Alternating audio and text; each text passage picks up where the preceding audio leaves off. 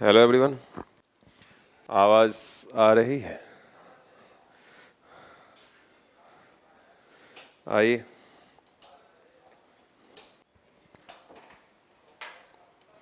आज जो एक टॉपिक हम लोग आगे लेकर जाएंगे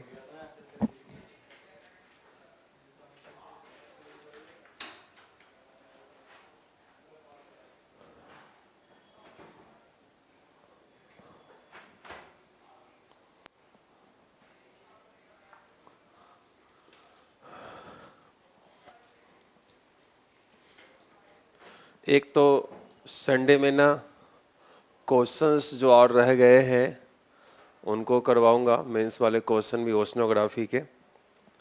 और इस बार ओशनोग्राफी से भी क्वेश्चन जो प्रवाल भित्ति से भी आया है तो वो भी आप बना पाएंगे, जो इस बार 2019 मेंस में आया है। कुछ भी ऐसा खास नहीं है कि नहीं बना पाएंगे, आराम से बन रहे हैं क्वेश्चन। जो अभी तक आपने पढ़ा है उनमें से 2 क्वेश्चन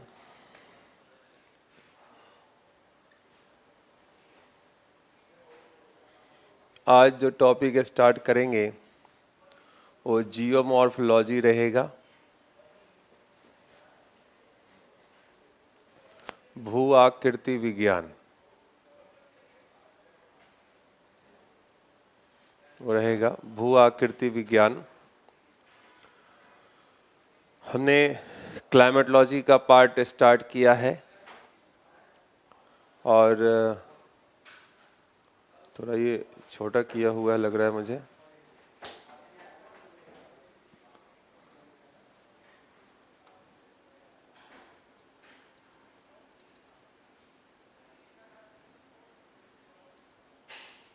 कोई नहीं, चल जाएगा। तो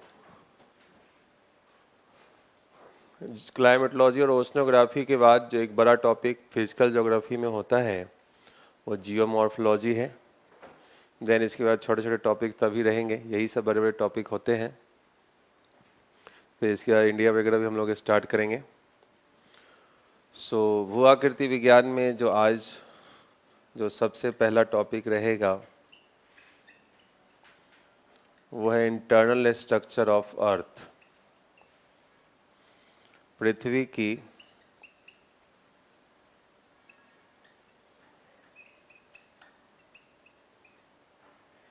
आंतरिक संरचना, पृथ्वी की आंतरिक संरचना, इंटरनल स्ट्रक्चर ऑफ अर्थ एक हेडिंग करेंगे हम लोग। पृथ्वी की आंतरिक संरचना के बारे में जानकारी के लिए अगर हम लोग देखें तो ये 3 प्रकार से प्राप्त की जा सकती है। जो पहला जो पॉइंट रहेगा, जो first one, that is artificial sources, अप्राकृतिक स्रोत। अप्राकृतिक स्रोत मतलब क्या? तापमान, दबाव, घनत्व।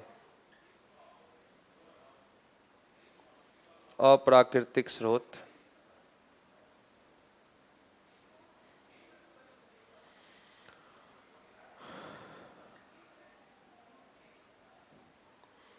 Artificial sources. ठीक, अब आर्टिफिशियल सोर्सेस को अगर ले तो इसमें हम लोग दिखा सकते हैं डेंसिटी, प्रेशर,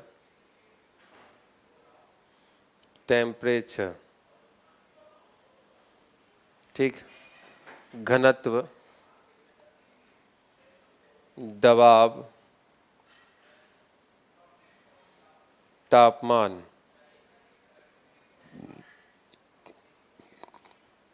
आर्टिफिशियली ही इनको निकाल सकते हैं हम लोग। देन जो रहेगा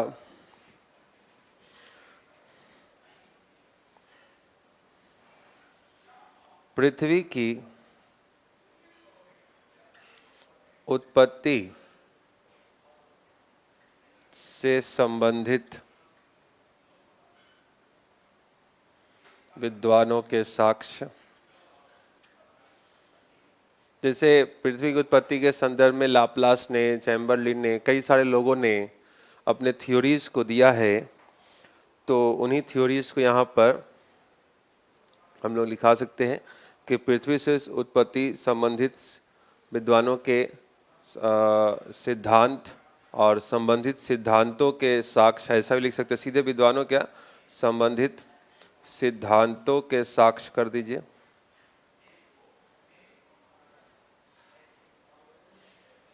जो भी सिद्धांत होंगे इसकी चर्चा हम लोग अलग से करेंगे। इसमें भी जो आप देखेंगे तो ज्वारीय परिकल्पना, ठीक, इसमें कई सारे परिकल्पनाएं होंगी। ग्रहाणु परिकल्पना, वायव निहारिका परिकल्पना, तो यही सब 2-3 पॉइंट मेनली होते हैं। ग्रहाणु, ज्वारीय निहारिका परिकल्पना आएंगे इस पर भी। अच्छा, एक इंग्लिश इसका लिख लीजिए कि evidences from the, evidences English रहेगा इसका, evidences from the theories of the origin of the earth, evidences from the theories of the origin of the earth, theories or evidences from the theories of the origin of the earth। तीसरा जो स्रोत रहेगा वो रहेगा प्राकृतिक स्रोत, natural sources. प्राकृतिक स्रोत हम लोग दिखाएंगे।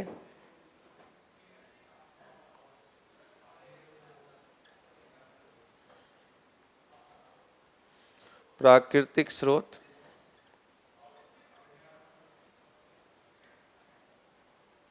नेचुरल सोर्सेस, इसमें हम लोग देखते हैं वॉल्केनिक इरप्शन, ठीक, वॉल्केनिक इरप्शन, ज्वालामुखी उद्गार जिसको हम लोग कहते हैं, ज्वालामुखी उद्गार। देन सिस्मोलॉजी, सिस्मोलॉजी,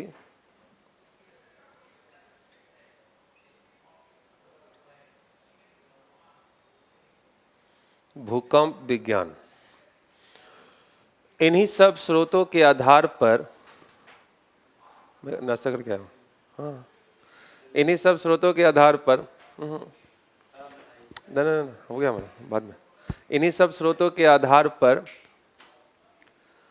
हम लोग पृथ्वी की आंतरिक संरचना के बारे में जानकारी प्राप्त करते हैं, जिसमें अगर हम लोग देखें तो सबसे पहले डेंसिटी प्राकृतिक स्रोत को लेकर हम लोग चलते हैं। पहला जो पॉइंट रहेगा आर्टिफिशियल सोर्सेस। जब भी आपको मेंस में लिखने की मौका मिलेगा तो आप इन सब को थोड़ा थोड़ा पॉइंट में लिख कर देंगे, ठीक है। थोड़े थोड़े पॉइंट ही जीएस के संदर्भ में आपको देने होंगे, बट पॉइंट सारे कंप्लीट करने होते हैं। अब अप्राकृतिक स्रोत में सबसे पहले हम लोग लेते हैं घनत्व। सबसे पहले हम लोग लेते हैं घनत्व। अब अगर हम लोग देखें तो पृथ्वी की आंतरिक संरचना के बारे में अप्राकृतिक स्रोत, जिनमें घनत्व, दबाव, तापमान, इन सब को लिया जाता है, इन सब के आधार पर पृथ्वी की आंतरिक संरचना के बारे में भी जानकारी प्राप्त होती है, मगर वो बिल्कुल सही नहीं होती। कई फिजिक्स के पॉइंट इसमें जुड़े होते हैं, जैसे कि निष्कर्ष तो निकाला जा सकता है, मगर क्या निष्कर्ष एक्यूरेट होते हैं, जैसे कि अगर हम लोग देखें तो एक पॉइंट रहेगा, पृथ्वी का एवरेज डेंसिटी कितना है। एवरेज डेंसिटी है 5.5 gram per cubic centimetre. And then the point रहेगा कि density increases with increasing depth, बढ़ती हुई गहराई के साथ बढ़ती हुई गहराई के साथ घनत्व बढ़ता जाता है। अगर हम लोग देखें तो ये मिटा रहा हूं, जैसे कि यह पृथ्वी का सबसे ऊपरी भाग है, कंसेप्ट के लिए प्री में काम आएगा, ये ध्यान रखिएगा। यहां पर ऊपरी भाग में सेडिमेंट्री रॉक है, अवसादी चट्टान। पृथ्वी के क्रस्ट में अगर हम लोग चर्चा करें तो क्रस्ट में 75% अवसादी चट्टानें ही पाई जाती हैं, अगर सतह धरातल की अगर हम लोग बात करते हैं तो। बट जब इसके निचले भाग में आप देखते हैं तो यहाँ पर जो डेंसिटी आपको देखने को मिलती है वो डेंसिटी चट्टानी परत की कहीं पर 3 हो जाती है, कहीं पर 3.5 हो जाती है एवरेज डेंसिटी। ये जो ग्रेनाइट रॉक देखने को आपको मिल रहा है, इनमें ग्रेनाइट चट्टानें जो देखने को मिलती है, क्रिस्टलाइन रॉक्स जो देखने को मिलती हैं, तो इनमें आपको जो इग्नियस रॉक्स जो होती हैं इनमें 3 से 3.5 की डेंसिटी आपको देखने को मिलती है। जैसे जैसे और पृथ्वी का एवरेज डेंसिटी हम लोग 5.5 ग्राम निकालते हैं। डैट मीन्स कि अगर ऊपरी भाग में डेंसिटी 3 से 3.5 है, अगर बिल्कुल हम लोग कॉन्टिनेंटल और ओशनिक क्रस्ट की चर्चा करेंगे तो आगे मैं आपको दिखाऊंगा कि जो कॉन्टिनेंटल क्रस्ट है उसकी डेंसिटी 2.7 होती है, जो ओशियनिक क्रस्ट है उसकी डेंसिटी 2.9 होती है। एवरेज हमने दिखाया 5.5 ग्राम। डैट मीन्स कि आंतरिक भाग में जैसे जैसे आप जाएंगे तो आंतरिक भाग में बढ़ती हुई गहराई के साथ अत्यधिक डेंसिटी होगी। मतलब अगर हम लोग कोर की ओर चलते हैं तो एक पॉइंट यहाँ पर लिख के रख सकते हैं कि the density of the core of the earth is highest of the all parts of the earth, is highest of all parts of the अर्थ। यहाँ पर डेंसिटी 11 से 13 तक आपको देखने को मिल जाती है। ठीक, अगर हम लोग कोर की एवरेज डेंसिटी को देखें तो कोर की एवरेज डेंसिटी आपको 11 निकल जाएगी। सबसे लास्ट वाले भाग में, बिल्कुल निचले भाग में जो कोर की डेंसिटी होती है वो 13.6 ग्राम तक हो जाती है, तो एवरेज डेंसिटी है। ठीक है, सो इस प्रकार से एक स्रोत जो हमने अभी सबसे पहले लिया वो है डेंसिटी। सो अगर डेंसिटी की हम लोग चर्चा कर रहे हैं तो ध्यान रखिएगा कि जो डेंसिटी है that is maximum at core, and average density of the core is the 11 gram per centimeter cube per cubic centimeter. So average density of the earth is 5.5 gram if the upper part of the earth crust having a 3.0 to 3.5, that means कि बढ़ती हुई गहराई के साथ घनत्व क्या होगा, बढ़ेगा। सो यही पॉइंट आप लिख के रखिएगा कि density increases with increasing depth. इससे आपको पृथ्वी की आंतरिक संरचना के बारे में यह जानकारी मिली कि जैसे जैसे आंतरिक भाग में जाएंगे तो अधिक घनत्व की चट्टानें आपको मिलेंगी। ये भी तो आखिर पता चला ना। तो पृथ्वी के ऊपरी भाग में हल्की चट्टानें हैं, आंतरिक भाग में भारी चट्टानें हैं। ये हम लोग डेंसिटी से यहाँ पर निकाल पाए हैं। ठीक, देन आते हैं second, that is a pressure. दबाव। अब आप देखिए ये जो घनत्व जो बढ़ रहा है, ये घनत्व दो चीजें होती हैं कि जैसे जैसे बिल्कुल क्रस्ट से आंतरिक भाग की ओर जाएंगे, सो ओवरलाइंग रॉक्स का जो ऊपरी भाग की जो चट्टानें होंगी उनका दबाव निचले भाग की चट्टानों पर पड़ेगा। अरे पड़ेगा कि नहीं पड़ेगा? बिल्कुल। So the pressure of overlying rocks will increase the density of the rocks beyond the crust area. So आपने देखा कि जैसे जैसे आप क्रस्ट के भाग से कोर के एरियाज आंतरिक भाग की ओर जाते हैं तो प्रेशर क्या हो रहा है? बढ़ रहा है। और प्रेशर के बढ़ने से डेंसिटी भी बढ़ती है, ये ध्यान रखिएगा। प्रेशर के बढ़ने से डेंसिटी भी बढ़ती है। ठीक, ये तो कॉमन प्रिंसिपल आप जानते हैं कि प्रेशर इंक्रीजेस तो डेंसिटी भी इंक्रीज कर जाती है। एक पॉइंट लिख के रख सकते हैं कि इनसाइड द और the internal part of the earth high density are found just because of heavy pressure of overlaying rocks, just because of heavy pressure of overlaying rocks,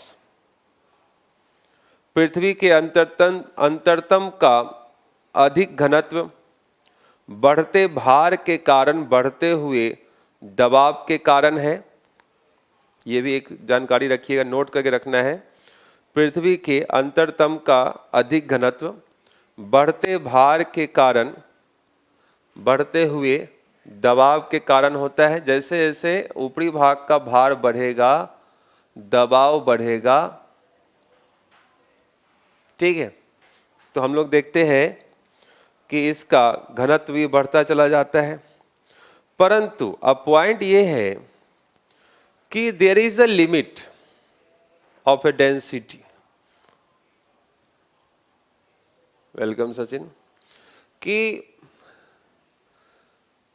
एक लिमिट है कि दबाव बढ़ने से एक लिमिट तक ही घनत्व बढ़ सकता है, उसके बाद नहीं बढ़ेगा। ये भी आप फिजिक्स में पढ़ते हैं। सो अगर आंतरिक भाग में अधिक घनत्व की चट्टानें हैं, ये क्या इंडिकेट कर रहा है?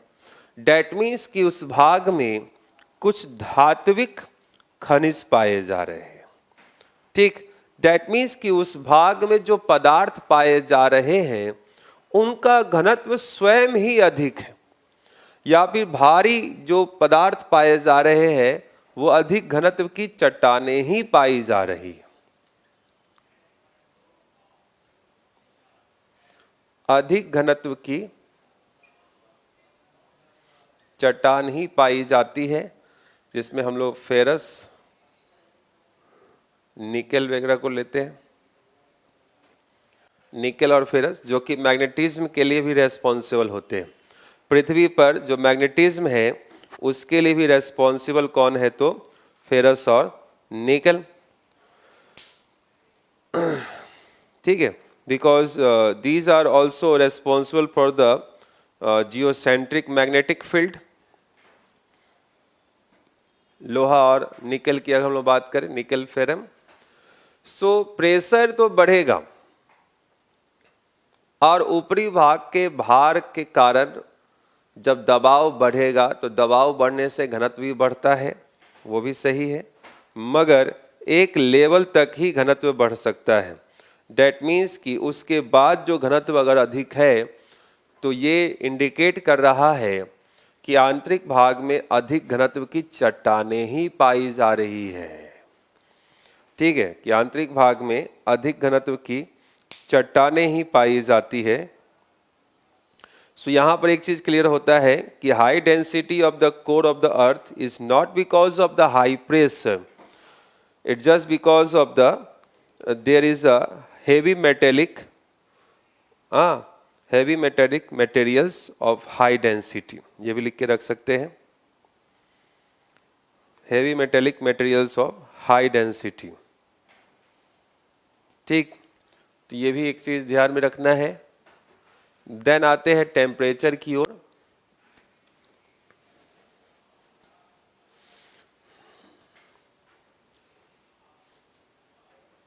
जो कुछ चीजें जो मैंने बताई हैं उसको ध्यान रखिएगा।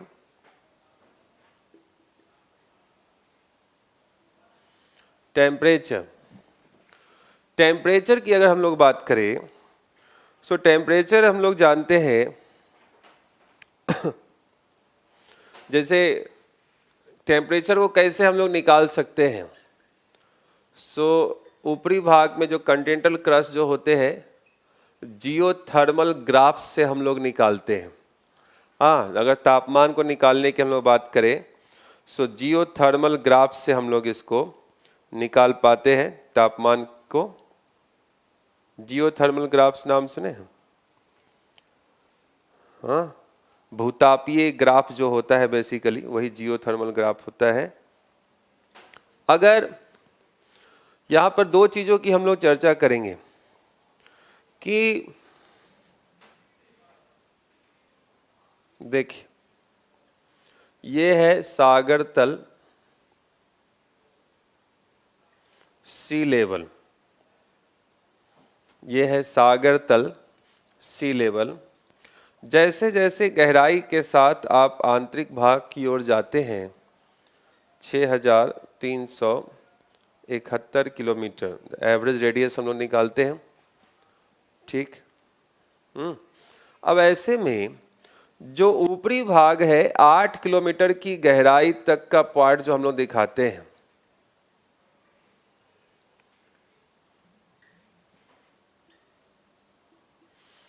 टिल 8 किलोमीटर, तो यहां पर जो तापमान के वृद्धि की दर है यह है 1 डिग्री सेल्सियस पर 32 मीटर। देन हम लोग दिखाते हैं 100 kilometre,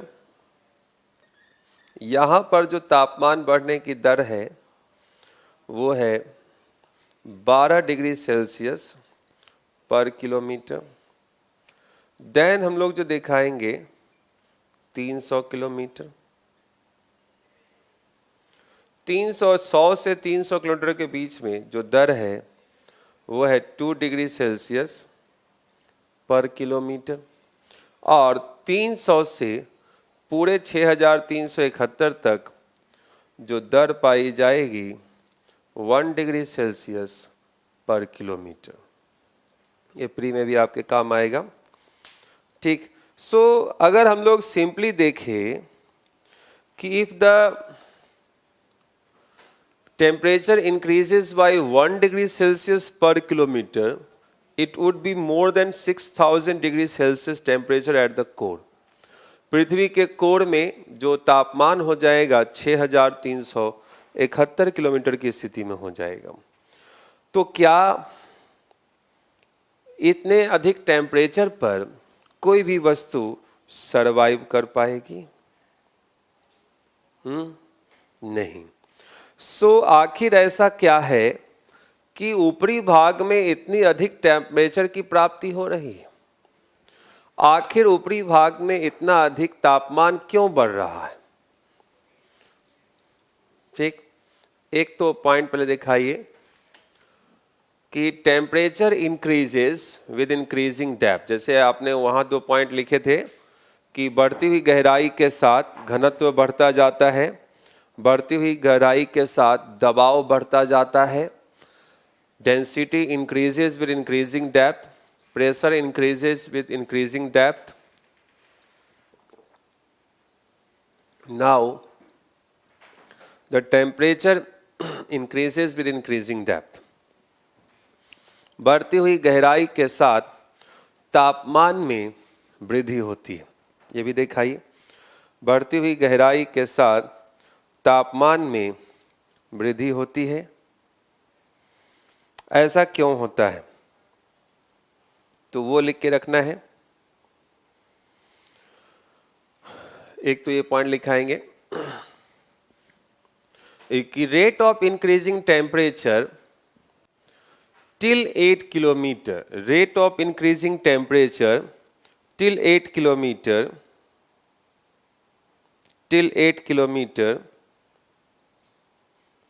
is 1 degree Celsius, is 1 degree Celsius per 32 meter,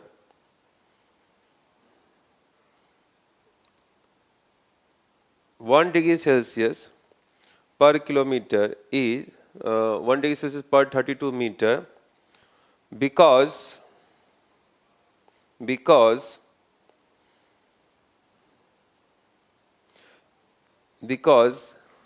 in this region, or because radioactive elements are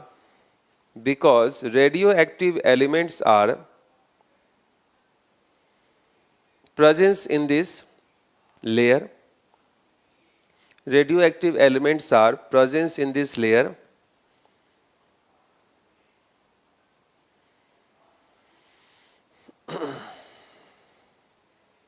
radioactive elements are present in this layer. एक पॉइंट और लिख लेते हैं कि due to disintegration of radioactive minerals,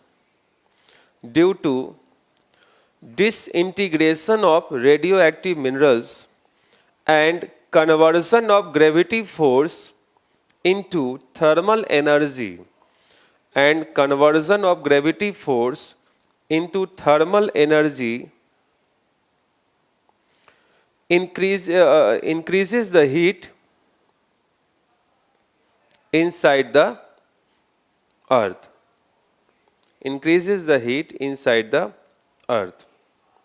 Hindi एक लिख लेंगे कि 8 किलोमीटर की गहराई तक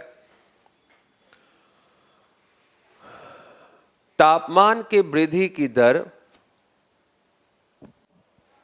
8 किलोमीटर की गहराई तक तापमान की वृद्धि की दर 1°C per 32 मीटर होती है, ब्रैकेट में अत्यधिक भी लिख लेंगे, 1°C per 32 मीटर होती है, क्योंकि इस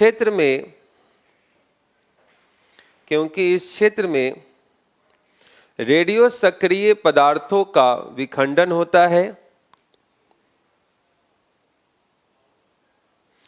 तथा गुरुत्व बल के तापीय ऊर्जा में परिवर्तन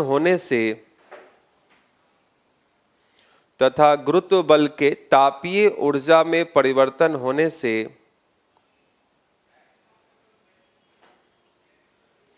पृथ्वी के आंतरिक भाग में ऊष्मा का जनन होता है। पृथ्वी के आंतरिक भाग में ऊष्मा का जनन होता है। पृथ्वी के आंतरिक भाग में ऊष्मा का जनन होता है। ठीक है, तो ये भी आपको ध्यान में रखना है। एक चीज यहां पर और लिख कर रख लेंगे कि पृथ्वी की सतह पर, ये नोट करके रखिएगा, कहीं भी काम आएगा आपको, कैसे पृथ्वी की सतह पर ऊष्मा की प्राप्ति होती है। तो एक तो सूर्य से होगी और एक आंतरिक भाग से, उसको लिख लेना है कि पृथ्वी की सतह पर 2 स्रोतों से ऊष्मा पहुंचती है। The earth surface receives heat from 2 sources. The earth's surface receives heat from 2 sources. Hindi लिख लेंगे, पृथ्वी की सतह पर 2 स्रोतों से ऊष्मा पहुंचती है, पहला पृथ्वी के आंतरिक भाग से तथा दूसरा सूर्य से। पृथ्वी के आंतरिक भाग से तथा सूर्य से। हिंदी रहेगा, first from the sun and from its interior part itself. From the sun and from its interior part itself. ठीक, दोनों स्रोतों से प्राप्त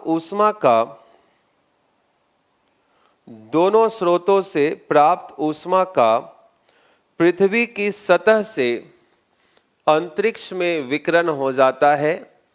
दोनों स्रोतों से प्राप्त ऊष्मा का पृथ्वी से अंतरिक्ष में विकिरण हो जाता है। पहले हिंदी कंप्लीट करते हैं। सूर्य से प्राप्त ऊष्मा से वायुमंडल एवं जलमंडल का संचालन होता है। सूर्य से प्राप्त ऊष्मा से वायुमंडल एवं जलमंडल का संचालन होता है, जिससे अनाच्छादनात्मक प्रक्रमों का प्रादुर्भाव होता है।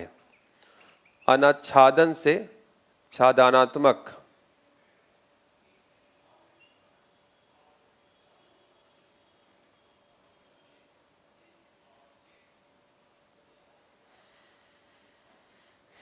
ठीक है। अनाच्छादन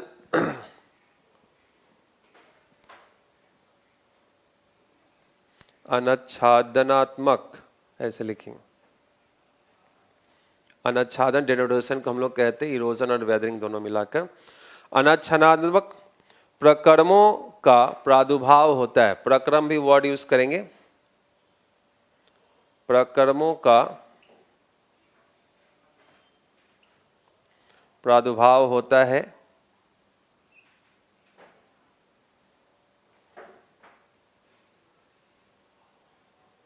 हिंदी थोड़े से ऐसे ही रहते हैं। प्रादुर्भाव होता है। अनाच्छादनात्मक प्रक्रम कौन से होंगे? जैसे कि आपको जितने भी नदियां ये सब जो होती हैं, ठीक, जबकि अनाच्छादनात्मक प्रक्रमों का प्रादुर्भाव होता है जबकि पृथ्वी की आंतरिक ऊष्मा द्वारा, जबकि पृथ्वी की आंतरिक ऊष्मा द्वारा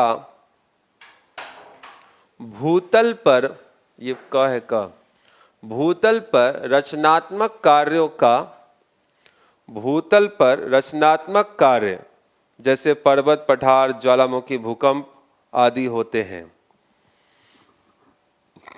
फिर से बोलना एक बार सुन के रखेंगे।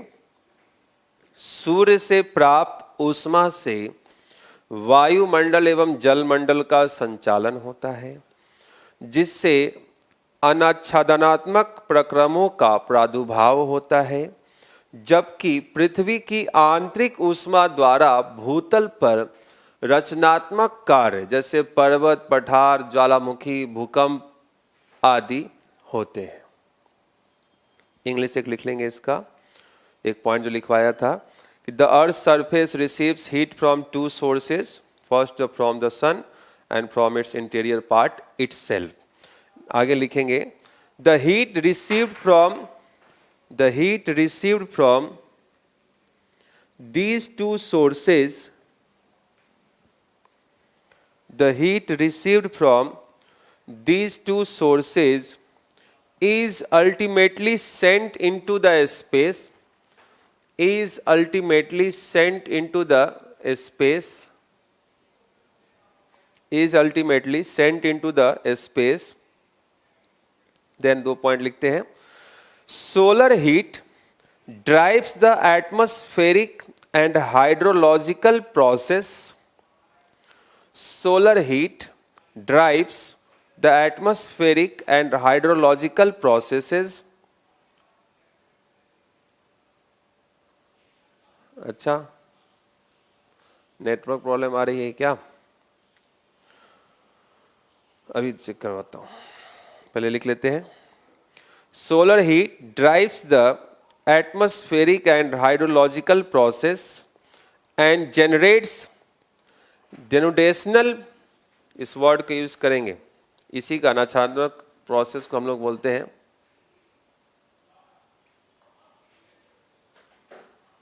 नेट आज स्लो चल रहा है क्या? थोड़ा बफरिंग हो रहा होगा। देन लिखते हैं। अच्छा,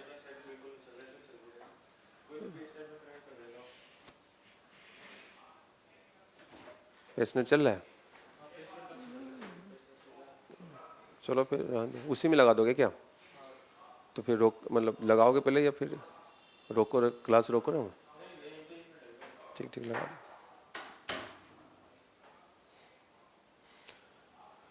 solar heat drives the atmosphere, अब सही है, अभी सही आ रही है सचिन?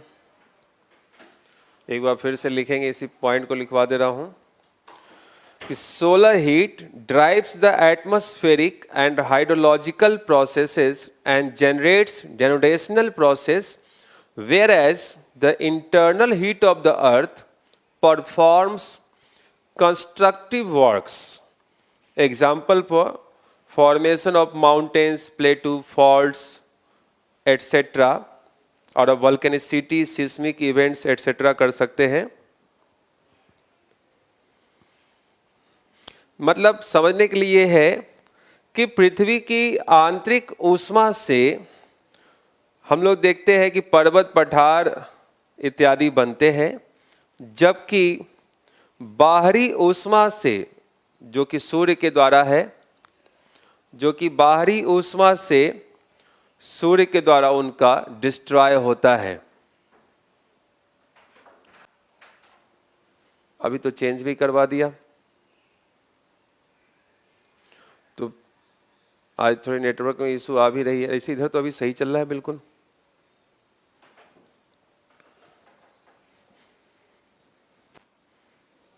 इधर तो बहुत सही है अभी।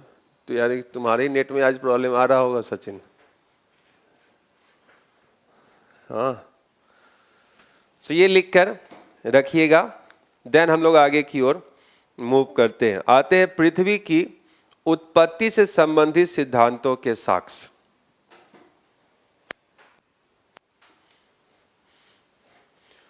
सेकेंड जो पॉइंट रहेगा, पृथ्वी की उत्पत्ति से संबंधित सिद्धांतों के साक्ष्य।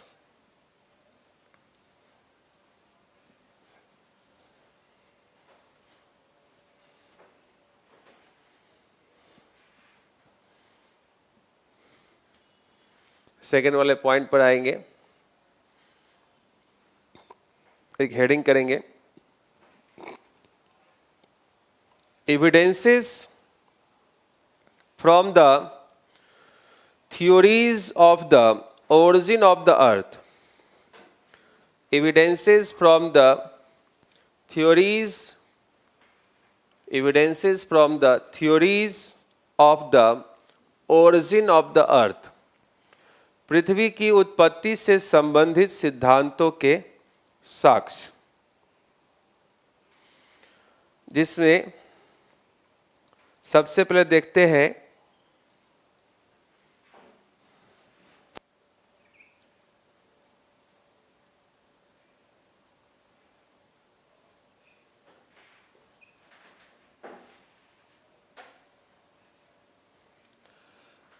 प्लैनेटिसिमल हाइपोथेसिस। हिंदी इसका हो जाता है ग्रहाणु परिकल्पना।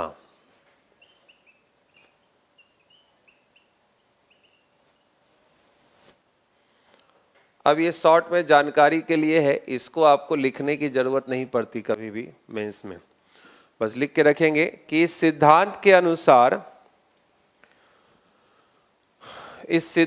अनुसार पृथ्वी का निर्माण ठोस ग्रहाणुओं के समूहन के कारण माना गया है।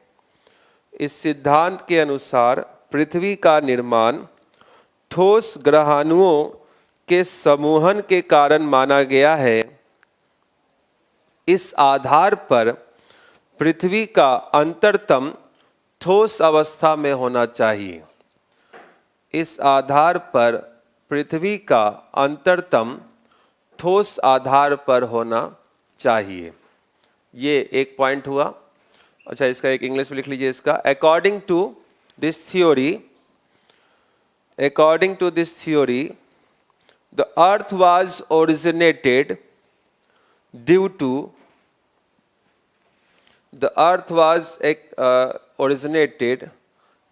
to इस वर्ड को यूज करेंगे creation and aggregation and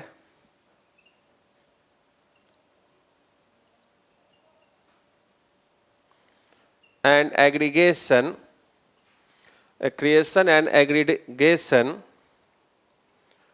of solid dust particles of solid dust particles known as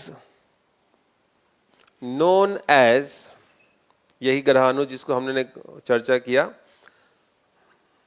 known as planetesimals.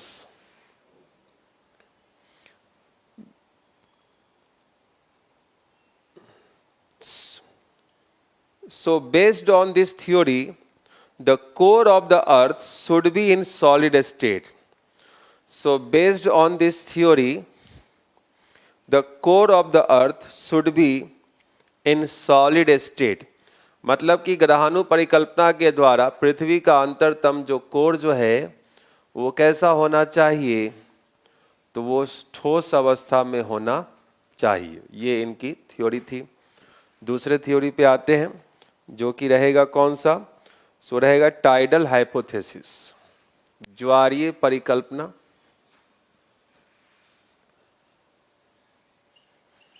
Tidal hypothesis, ज्वारीय परिकल्पना।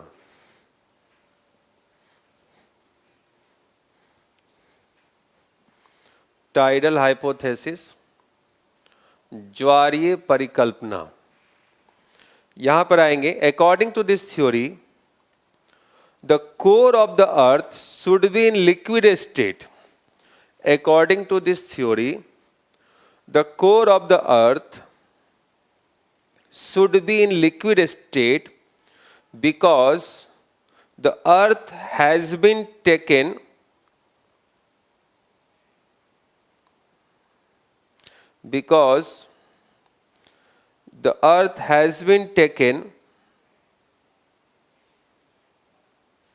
or simply can say because the earth have been formed by the earth have been formed by the tidal materials ejected from the primitive sun. Tidal materials ejected from by the primitive sun. ठीक है, हिंदी एक इसका लिखेंगे। इस सिद्धांत के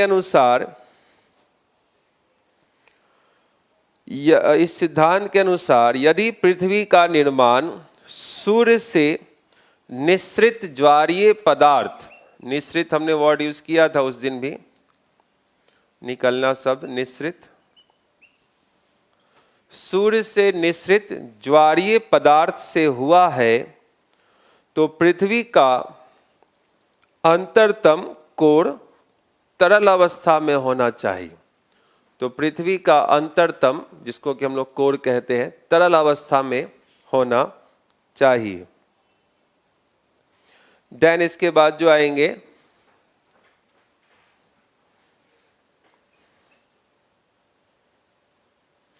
nebular hypothesis.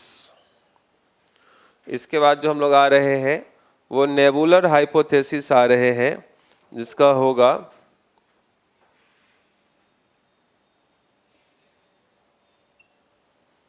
वायव्य परिकल्पना और वायव्य निहारिका परिकल्पना, दोनों लिख के रख लीजिए, ज्यादा अच्छा रहेगा।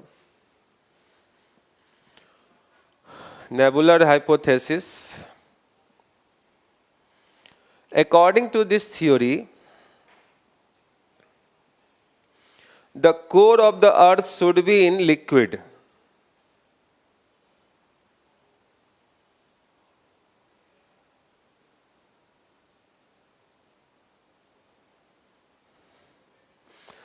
Nebular hypothesis लिखेंगे, according to this theory the core of the earth should be in liquid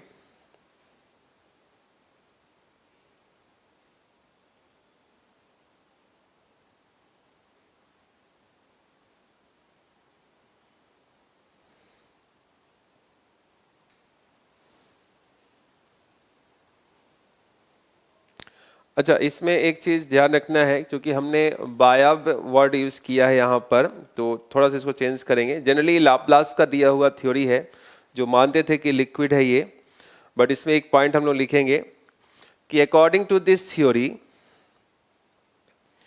the core of the earth is made up of gases, ये वर्ड यूज करेंगे, लाप्लास का ही है लेकिन फिर भी हम लोग थोड़ा सा चेंज करेंगे इसको, कि इस सिद्धांत के अनुसार पृथ्वी की उत्पत्ति, इस सिद्धांत के अनुसार पृथ्वी की उत्पत्ति, इस सिद्धांत के अनुसार पृथ्वी की उत्पत्ति गैसों से बनी निहारिका से माना जाता है, गैसों से बनी निहारिका से माना जाता है। इस आधार पर पृथ्वी का अंतरतम वायव्य अवस्था में होना चाहिए, पृथ्वी का अंतरतम वायव्य अवस्था में होना चाहिए। पर होता क्या है, इस जो थ्योरी देने वाले लाप्लास थे वो कहते थे कि ये तरल अवस्था में होगा। मतलब उन्होंने थ्योरी दिया, सपोर्ट किया नेबुलर हाइपोथेसिस को, लेकिन बताया कि ये तरल अवस्था में होना चाहिए, क्योंकि जेफरीज और रीटर जो थे वो दोनों मानते थे कि पृथ्वी का जो आंतरिक कोर है वो गैसेस है। गैसेस कैसे बना हो सकता है आंतरिक भाग में, ठीक है। इंग्लिश इसका एक कंप्लीट कर लेंगे कि according to this theory earth is made up of gases, earth is, the core of the earth is made up of gases, but this concept may not be accepted,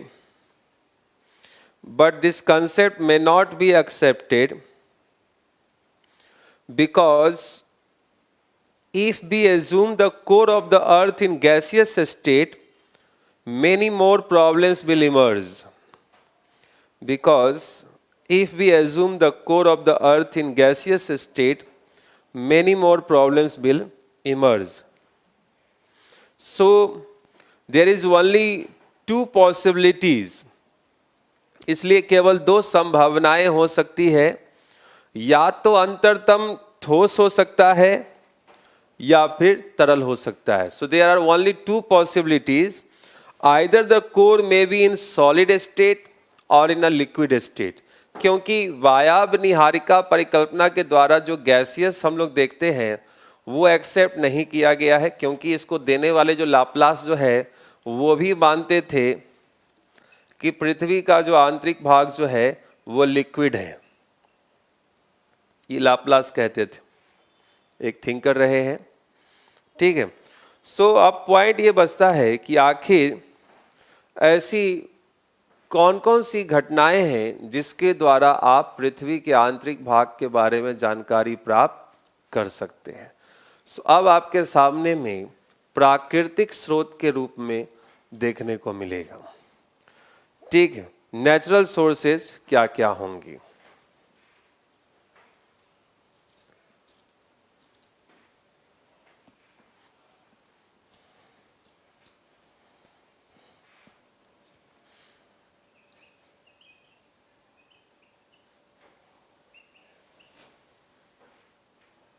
natural हम लोग sources की अगर हम लोग बात करें तो natural sources में कौन से, जैसे हमने अभी चर्चा किया कौन, वॉल्केनिक इरप्शन और सिस्मोलॉजी, भूकंप विज्ञान।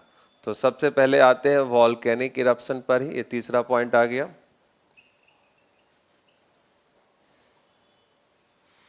ज्वालामुखी उद्गार,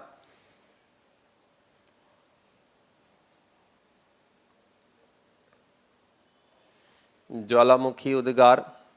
अब पॉइंट ये है, देखिए जैसे कि ज्वालामुखी है और इससे लावा बाहर की ओर निकलता है, वो ठीक है कि अगर लावा निकल रहा है दैट मीन्स कि निचले भाग में मैग्मा चैम्बर होना है,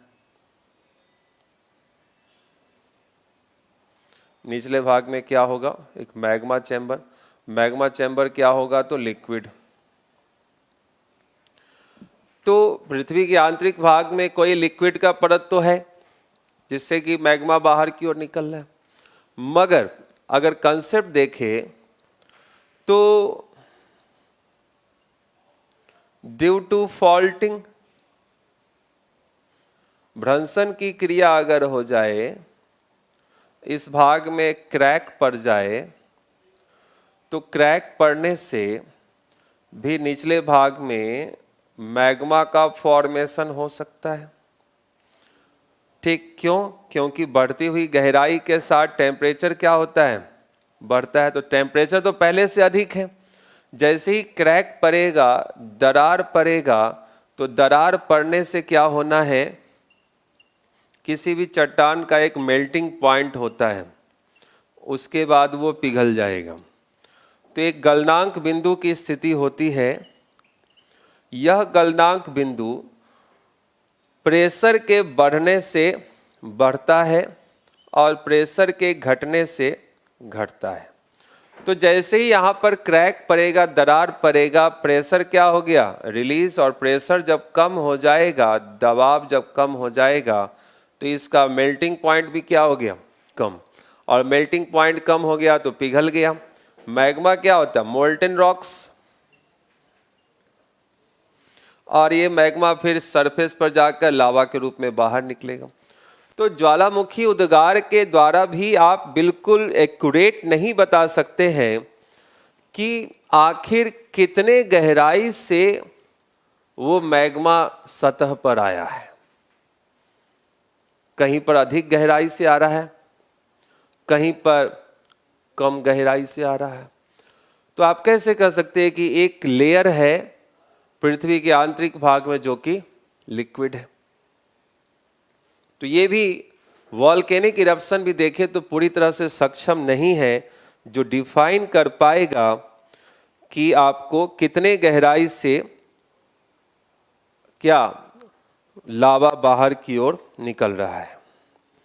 ठीक, परंतु जैसा मैंने शुरुआत में बताया कि इसके अनुसार क्या होता है, लोग सोचते हैं कि पृथ्वी के आंतरिक भाग में एक तरल पदार्थ का लेयर है जिसको मैग्मा चैम्बर कहते हैं, और इस मैग्मा चैम्बर से लावा जो होता है बाहर की ओर निकलता है। मगर मैंने कंसेप्ट क्या बताया कि just because of the faulting, भ्रंशन की क्रिया हो जाए, ड्यू टू फॉल्टिंग प्रोसेस, भ्रंशन की क्रिया हो जाए, क्रैक पड़ जाए, क्रैक पड़ने से प्रेशर कम होगा, प्रेशर कम होने से मेल्टिंग पॉइंट कम हो जाएगा, और मेल्टिंग पॉइंट कम होने से तापमान तो पहले से ही अधिक है बढ़ती हुई गहराई के साथ, चट्टानें पिघल जाती है, पिघली हुई चट्टानों को मैग्मा कहते हैं, और मैग्मा इस क्रैक के माध्यम से बाहर निकल जाता है। तो इससे ये क्लियर नहीं हो पाया कि यह जो मैग्मा है ये कितनी गहराई से बाहर की ओर आ रहा है, क्योंकि ऊपरी भाग में दरार पड़ेगा तो चट्टान का दबाव कम हो जाता है, चट्टान का गलनांक बिंदु कम होने से चट्टानें पिघल जाती है, ज्वालामुखी की स्थिति हो जाती है। ये कंसेप्ट को भी आपको ध्यान में रखना है, इसको लिखने की जरूरत नहीं पड़ती है, मगर कंसेप्ट आपको ध्यान रखना होगा। So we can't explain a accurate depth by which the magma is arriving on the surface of the earth. कितने गहराई से मैग्मा सतह पर आ रहा है इसकी सटीक आकलन नहीं किया जा सकता है। ये सटीक नहीं बताया जा सकता है कि पृथ्वी के आंतरिक भाग में मैग्मा चैम्बर कितनी गहराई के पास में है। तो ये भी सोर्स आपका बस नाम का है। हाँ, लेकिन जब ये लावा बाहर आता है तो उससे हमें पृथ्वी के उस क्षेत्र विशेष के आंतरिक भाग की जानकारी जरूर मिलती है कि वहाँ पर किस प्रकार की आंतरिक मिनरल्स है, क्या सब पाया जा रहा है। दैट्स इट, और कुछ खास नहीं है। सो इसी में नेचुरल सोर्सेज में दूसरा जो पॉइंट रहेगा वो रहेगा आपके सामने में एविडेंसेस ऑफ सिस्मोलॉजी। यहाँ पर आपको पूरा भूकंप जानना पड़ेगा। ठीक, जनरल वे में जीएस में मैं भूकंप अलग से करवाता हूँ, यहाँ पर हम लोग साथ में ही भूकंप भी देख रहे हैं, और इधर इसको मैं अलग से भी आपको करवा सकता हूँ। ठीक, जैसा आप कहें। भूकंप का टॉपिक जो हम लोग अगर देखेंगे तो वो अलग से भी हम लोग कर सकते हैं, और यहाँ पर भी लिखकर आप इसको रख सकते हैं। ठीक है, तो ये दोनों आपको लिखना ही पड़ता है बेसिकली। और कोई नहीं, यहाँ पर भी कुछ पॉइंट देख लेते हैं और बाकी कुछ चीज़ें मैं अलग से भी लिखवा दूंगा। पीटीटी के साथ में कुछ भूकंप के पॉइंट मैं आपको करवा दूंगा अलग से, ठीक है। सो अभी फ़िलहाल हम लोग लिख लेते हैं यहाँ पर कौन से, तो कुछ पॉइंट तो लिखवा ही देता हूँ। यही चीज़ आपको लिखना भी पड़ेगा जब भी मेंस की बारी आएगी तो, ठीक है। सो एक हेडिंग रहेगा इसी में,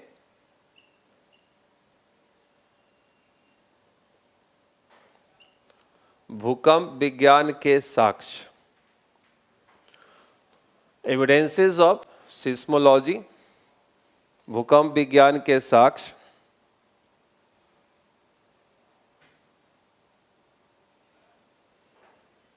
पॉइंट लिखेंगे इसके बारे में। भूकंप विज्ञान ही एक ऐसा प्रत्यक्ष साधन है, भूकंप विज्ञान ही एक ऐसा प्रत्यक्ष साधन है जिससे पृथ्वी के आंतरिक भाग की, ये जो नेचुरल सोर्सेज है यही तो प्रत्यक्ष है, डायरेक्ट सोर्सेज है। प्रत्यक्ष साधन भी लिख के रखिएगा, डायरेक्ट सोर्सेज। और जो आर्टिफिशियल जो आपने दिखाए थे, अप्रत्यक्ष जो हमने लिखा था अभी, ठीक, तो वो आप दिखा दीजिएगा इनडायरेक्ट सोर्सेज, ठीक है। अप्राकृतिक जो आर्टिफिशियल जो दिखाए थे, आर्टिफिशियल वाला हो जाएगा आपको इनडायरेक्ट सोर्सेज, ठीक। सो आइए भूकंप विज्ञान के साक्ष्य पर सबसे पहले आते हैं। भूकंप विज्ञान ही एक ऐसा प्रत्यक्ष साधन है जिससे पृथ्वी के आंतरिक भाग की बनावट के विषय में पर्याप्त जानकारी प्राप्त होती है। भूकंप विज्ञान ही एक ऐसा प्रत्यक्ष साधन है जिससे पृथ्वी के आंतरिक भाग की बनावट के विषय में पर्याप्त जानकारी प्राप्त होती है।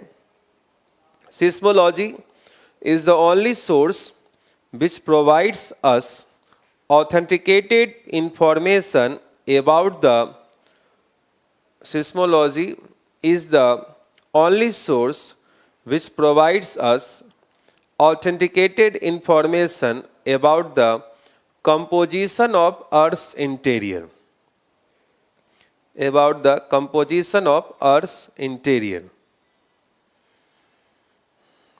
ठीक है। हाँ, अर्थक्वेक अलग से सेपरेट तो करना ही पड़ेगा, यहाँ पर भी कुछ पॉइंट आपको लिखना पड़ेगा, कुछ चीज़ें जाननी पड़ेगी। एक पॉइंट और लिख लीजिए यहाँ पर, चूंकि जो चर्चा हम लोग कर रहे हैं तो जानकारी तो थोड़ी बहुत होनी चाहिए। भूकंप विज्ञान क्या होता है?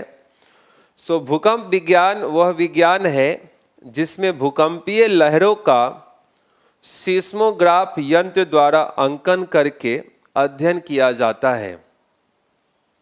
भूकंप विज्ञान वह विज्ञान है जिसमें भूकंपीय लहरों का सीस्मोग्राफ यंत्र द्वारा अंकन करके अध्ययन किया जाता है। इंग्लिश रहेगा, seismology is the science which studies various aspects of seismic waves. Seismology is the science which studies various aspects of seismic waves generated during the occurrence of earthquakes. Generated during the occurrence of earthquake and seismic waves, एक अलग से point है, seismic waves are recorded with the help of an instrument known as seismograph. Seismic waves are recorded with the help of an instrument known as seismograph. भूकंपीय तरंगों का अंकन seismograph यंत्र के द्वारा किया जाता है। भूकंपीय तरंगों का अंकन सिस्मोग्राफ यंत्र के द्वारा किया जाता है। छोटा सा पॉइंट देखेंगे भूकंप के बारे में, फिर आप बेसिकली भूकंप पर ही हम लोग चर्चा करेंगे, बट कुछ लोगों की जानकारी ना हो तो थोड़ी बहुत जानकारी चाहिए यहाँ पर। That is a focus. जहाँ पर भूकंप की उत्पत्ति होती है उस क्षेत्र को हम लोग फोकस कहते हैं। Origin of earthquake. और ठीक जहां पर सबसे पहले भूकंपीय तरंग पहुंचती है वो स्थान क्या कहलाता है? तो वो स्थान आपका हो जाएगा ईपी सेंटर। नाम आपने सुना होगा ईपी सेंटर।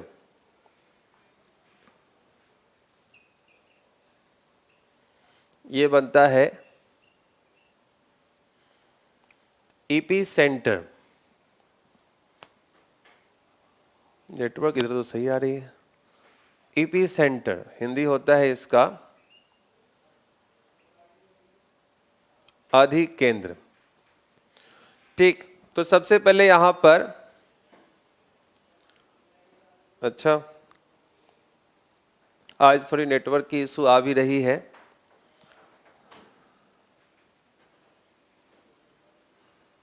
ऐसे अभी तो सही है, या तो पूरे हर जगह ही नेटवर्क की इशू आ रही है। कोई नहीं, लिखते हैं फोकस एक लिख लीजिए 23 से, and then the epicentre. ध्यान रहेगा, फिर से इसको भी करवा दूंगा आगे भी कि the place of the origin of an earthquake is called focus. कोई नहीं, इसको शाम में देखना सचिन, क्योंकि अगर अभी ज़्यादा बफरिंग कर रहा है तो नेटवर्क इशू होगा। बाकी रिकॉर्डेड फॉर्म में तो रहेगा ही। 144 पर कुछ दिखाई देगा नहीं, मिनिमम 240 तो चाहिए ही चाहिए। पॉइंट लिखते हैं कि the place of the origin of an earthquake is called focus, then and the place which experiences the seismic event first, and the place which experiences the seismic event first is called epicenter, is called epicenter,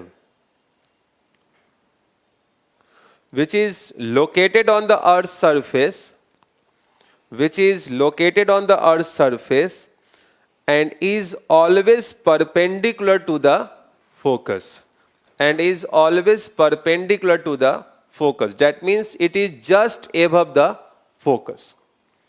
ठीक है, the epicenter place is located on the earth's surface just above the focus and it is perpendicular to the focus. ठीक है, एक ही चीज है, इसको भी लिख के रख सकते हैं कि भूकंप के उत्पत्ति के क्षेत्र को, भूकंप के उत्पत्ति के क्षेत्र को फोकस कहते हैं, जहां भूकंप का कंपन प्रारंभ होता है, तथा जहां पर भूकंपीय तरंगों का, तथा जहां पर भूकंपीय तरंग सर्वप्रथम पहुंचती है उसे ईपी सेंटर कहते हैं। जहां भूकंपीय तरंग पृथ्वी के धरातल पर सर्वप्रथम पहुंचती है, ठीक फोकस के ऊपर, जो फोकस के लंबवत होता है, ठीक फोकस के ऊपर उसे ईपी सेंटर अधिकेंद्र कहा जाता है। ठीक है, ये भी ध्यान रखिए, उसे ईपी सेंटर अधिकेंद्र कहा जाता है। ठीक है, इस आधार पर भूकंपीय तरंगे 3 प्रकार की हो जाती हैं। अगर किसी को ध्यान ना हो तो थोड़ी बहुत जानकारी रखना है, फिर आप इसको भूकंप में ही करेंगे।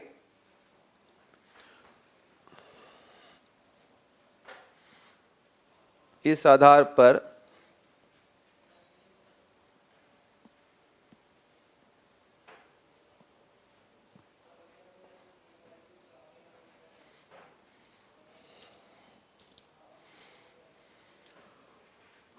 भूकंपीय तरंगे जो हो जाती हैं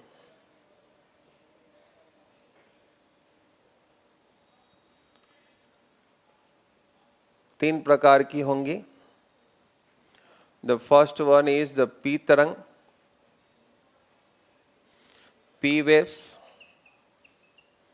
एस वेव्स, एल वेव्स। ठीक है, पी तरंग, एस तरंग और एल तरंग। ठीक, जो पी तरंग है वो प्राइमरी है।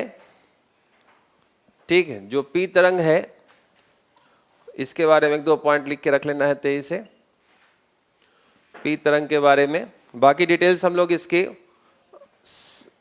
भूकंप में अलग से अध्ययन करेंगे, यहां पर शॉर्ट में पॉइंट लिखवा के रख रहा हूं।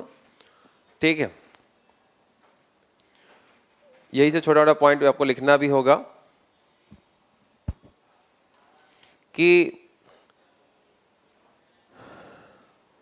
यह प्राथमिक अथवा अनुदैर्ध्य तरंगे है।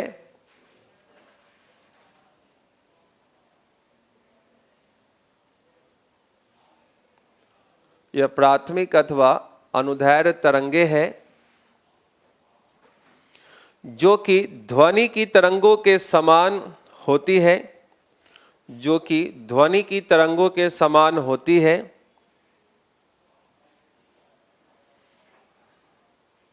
इसमें कणों की गति तरंगों की रेखा के सीध में होती है। इसमें कणों की गति तरंगों की रेखा के सीध में होती है।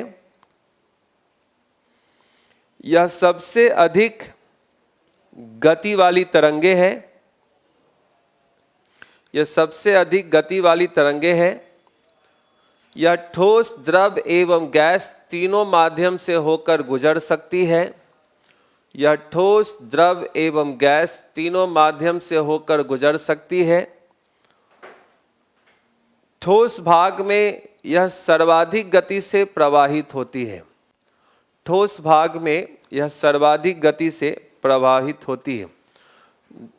अभी एक स्नेल्स लॉ दिखाऊंगा आपको कि कैसे डेंसिटी बढ़ती है, रेयर डेंस हो, हायर डेंस हो, तो कैसे इसकी स्थिति बनती है। ठीक है, देन लिखेंगे, सेकंड पर आएंगे। सेकंड वाले पॉइंट पर आते हैं। अच्छा, इसका इंग्लिश तो लिख लीजिए, इंग्लिश नहीं लिखे, इंग्लिश एक लिख के रख लेंगे इसका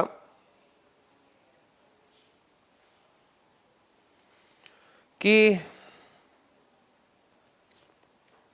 it is a primary waves or longitudinal waves.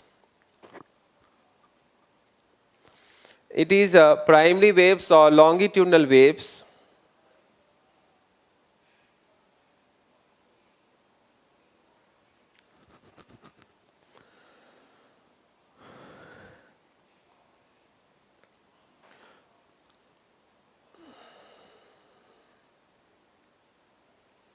ठीक है, then it moves like sound waves.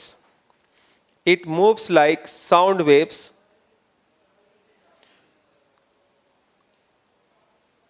where particles move in the line of the propagation of the ray. Where particles moves in the line of the propagation of the ray.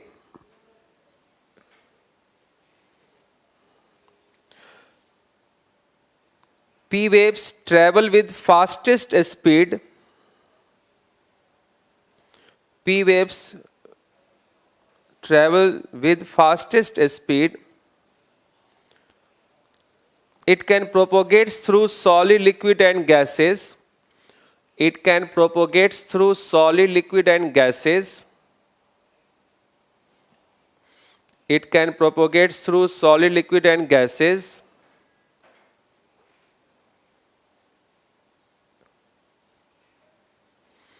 But the maximum speed is in a solid materials. Maximum speed is in a solid materials.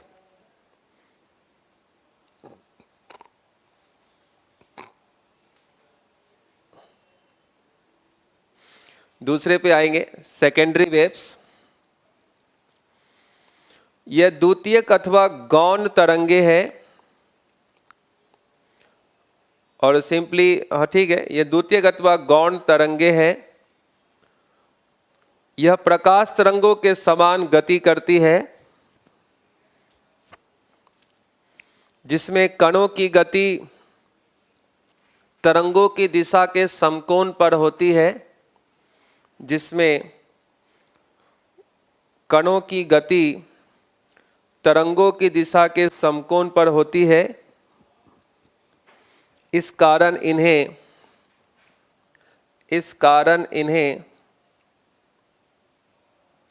आरी तरंगे कहा जाता है। इस कारण इन्हें आरी तरंगे कहा जाता है।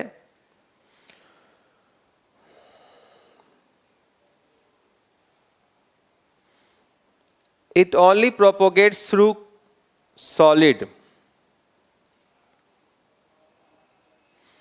It only propagates through solid. यह केवल ठोस भाग से होकर संचरण करती है। यह केवल ठोस भाग से होकर संचरण करती है। यह केवल ठोस भाग से होकर संचरण करती है। देन, अच्छा इसका इंग्लिश लिख लीजिए कि it is a secondary waves और transverse waves. It is a secondary waves और ट्रांसवर्स वेव्स, ये भी लिख के रख लीजिएगा, अनुप्रस्थ तरंग। It is a secondary waves और transverse waves.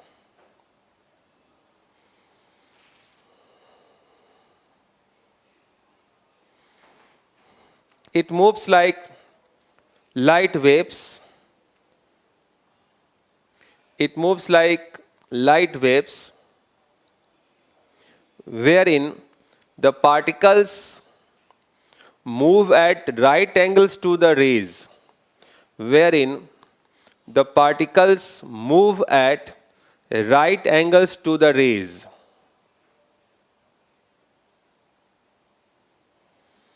S waves cannot pass through liquid materials. S waves cannot pass through liquid materials.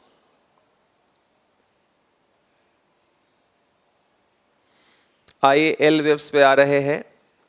L for long waves और सरफेस वेव्स दिखाएंगे। It is a long waves और surface waves. यह दीर्घ अवधि की तरंग है, यह दीर्घ तरंगे है, या धरातलीय तरंगे है, दोनों लिखेंगे। यह दीर्घ तरंग या धरातलीय तरंग है। It is a long waves और अ सरफेस वेव्स।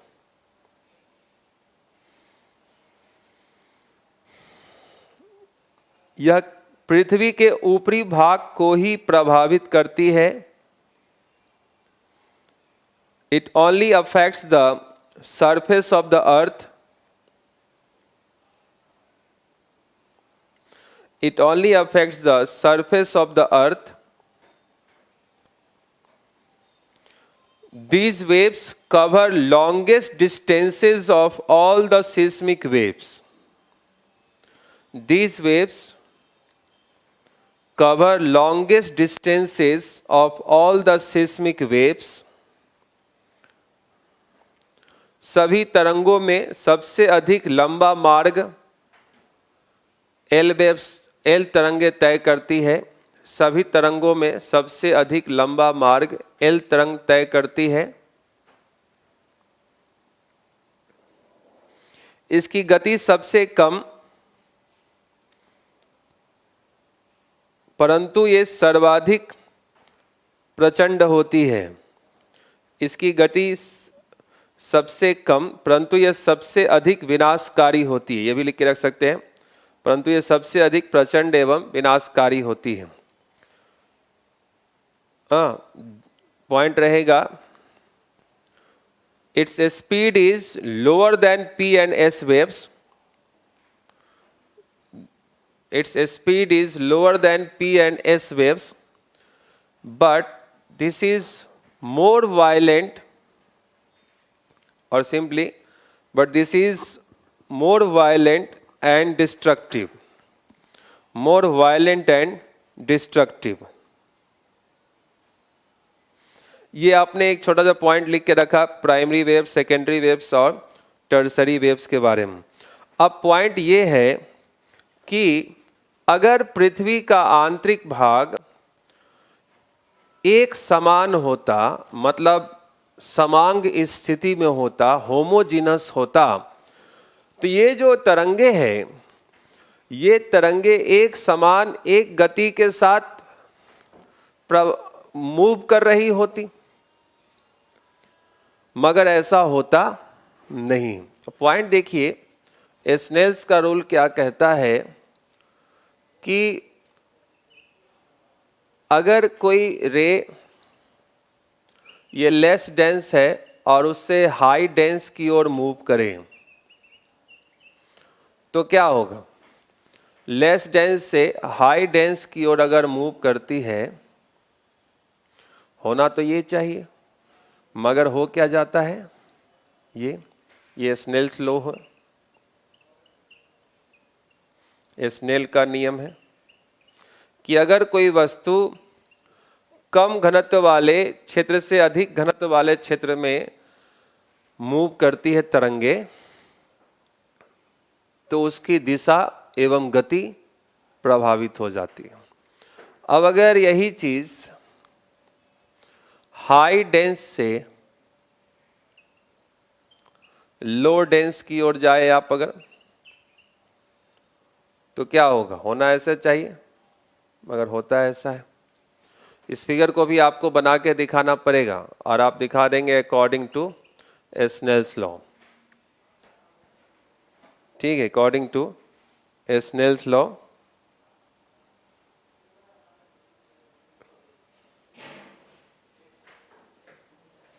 ठीक है. अब एक चीज लिख के रखना है आपको, जिसको कि आप यूज करेंगे मेंस वाले पॉइंट पर.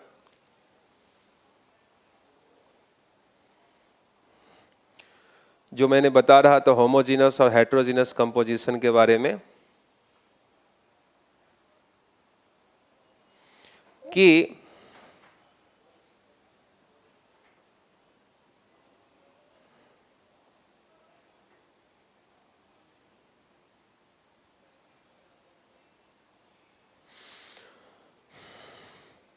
लिख के रख लेते हैं इसको कि if the nature and properties of the composition of the interior, if the nature and properties of the composition of the interior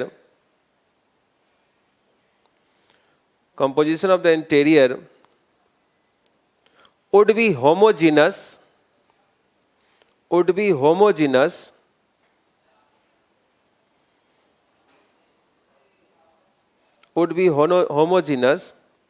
these seismic waves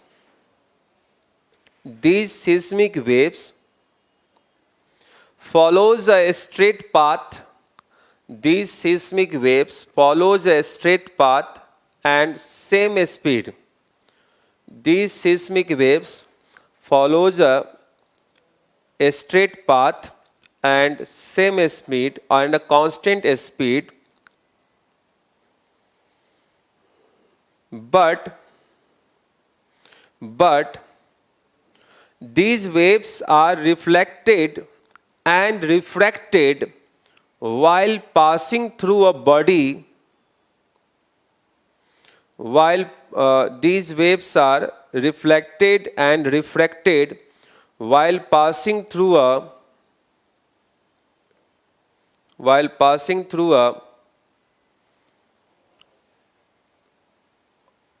body having heterogeneous composition and varying density zones.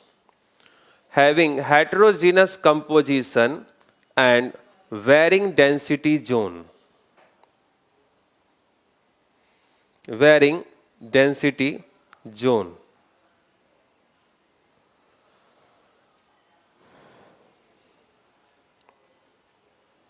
So it indicates that the earth is not composed of homogeneous materials. So it indicates that earth is not composed of homogeneous materials. Rather, there are variations of density inside the earth. Rather, there are variations of density inside the earth.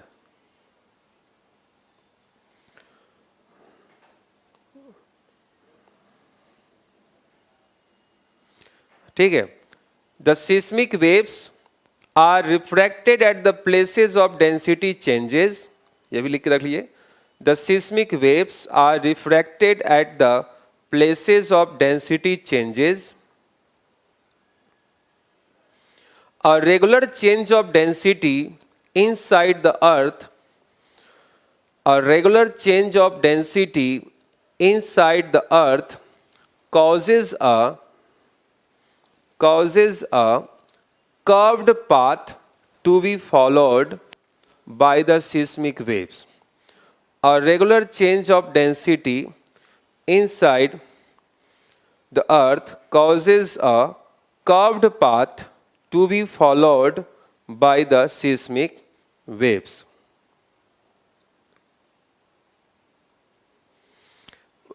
ठीक है, that means कि ये concave स्थिति में बन जाता है. Seismic waves become concave towards the earth surface.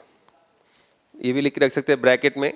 The seismic waves become concave towards the earth surface. Hindi पे आते हैं कि इसका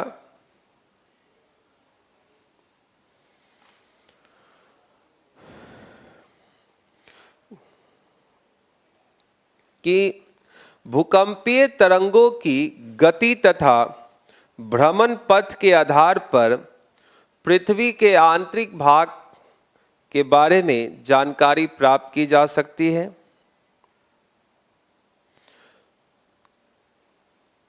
पृथ्वी के आंतरिक भाग के बारे में जानकारी प्राप्त की जा सकती है.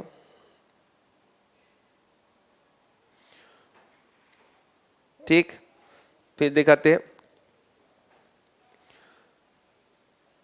अगर पृथ्वी समान घनत्व वाले चट्टानों से बनी होती, अगर पृथ्वी समान घनत्व वाले चट्टानों से बनी होती तो ये भूकंपीय लहरें एक सीधी रेखा में सीधी मार्ग से चलते. तो ये भूकंपीय लहरें एक सीधी रेखा में सीधी मार्ग से चलते हुए पृथ्वी के कोर तक पहुंच जाते. ये भी लिख सकते हैं, पृथ्वी के कोर तक पहुंच जाते.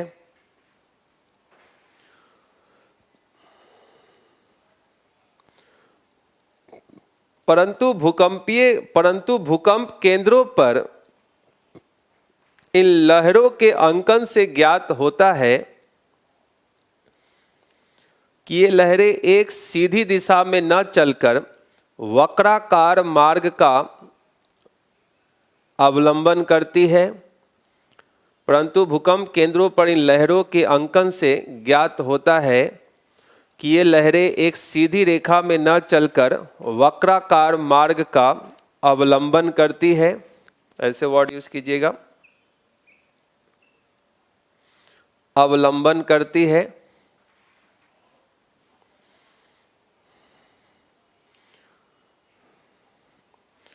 इससे यह प्रमाणित होता है पृथ्वी के आंतरिक भाग में घनत्व में विभिन्नता पाई जाती है, जिस कारण से यह भूकंपीय लहरें परावर्तित होकर वक्राकार मार्ग की बन जाती है.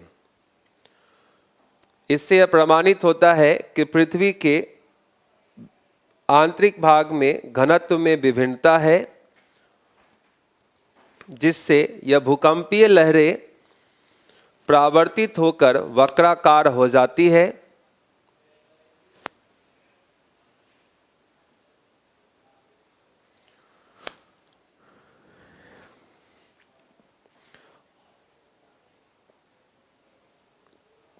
ठीक है. चूंकि आंतरिक भाग की ओर घनत्व बढ़ता जाता है, अतः कोर में ये लहरें, चूंकि आंतरिक भाग की ओर घनत्व बढ़ता जाता है, अतः कोर में ये लहरें और ये तरंगे वक्राकार होकर सतह की ओर अवतल हो जाती है। कोर में ये तरंगे वक्राकार होकर सतह की ओर अवतल हो जाती है।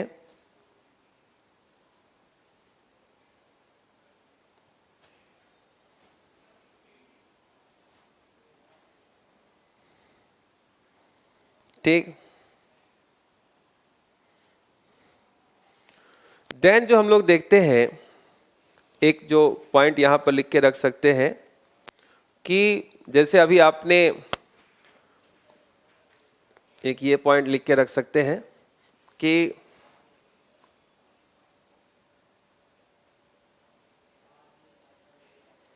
30 किलोमीटर की गहराई पर, और सिंपल 100 से ही लीजिए कि 100 किलोमीटर की गहराई पर, 100 किलोमीटर की गहराई पर भूकंपीय तरंगों की गति एवं दिशा में परिवर्तन आता है।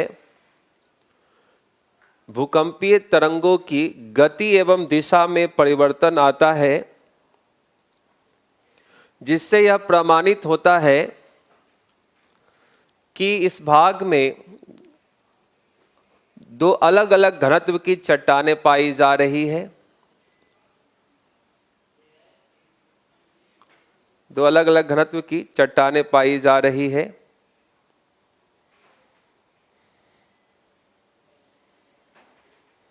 दो अलग अलग घनत्व की चट्टानें पाई जा रही है।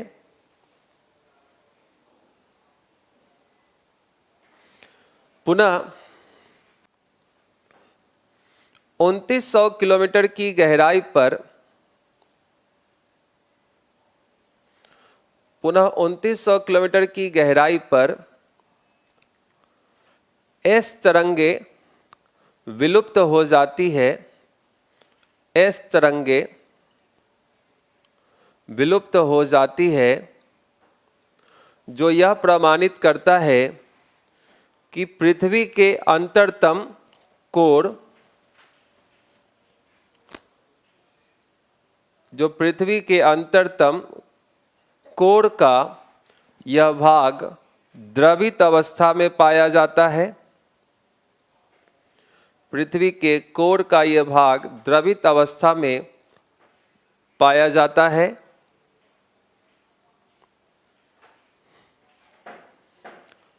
जबकि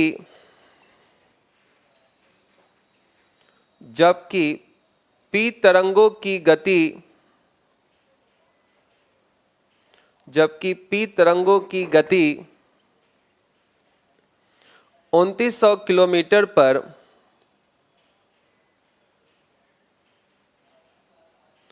2900 किलोमीटर पर, जहां 2900 किलोमीटर पर कम होती है, वहीं 5150 किलोमीटर की गहराई पर इनकी गति काफी तीव्र हो जाती है। इनकी गति तीव्र हो जाती है, जिससे यह सिद्ध होता है कि कोर का आंतरिक भाग अत्यधिक घनत्व वाला है।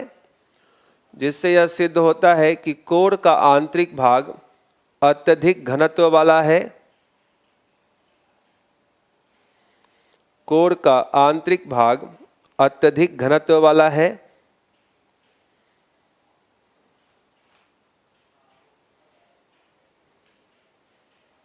कोर का आंतरिक भाग अत्यधिक घनत्व वाला है।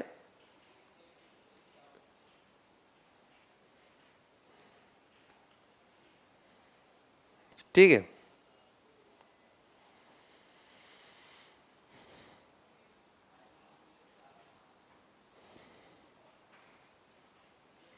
एक इंग्लिश भी इसका लिख लेंगे।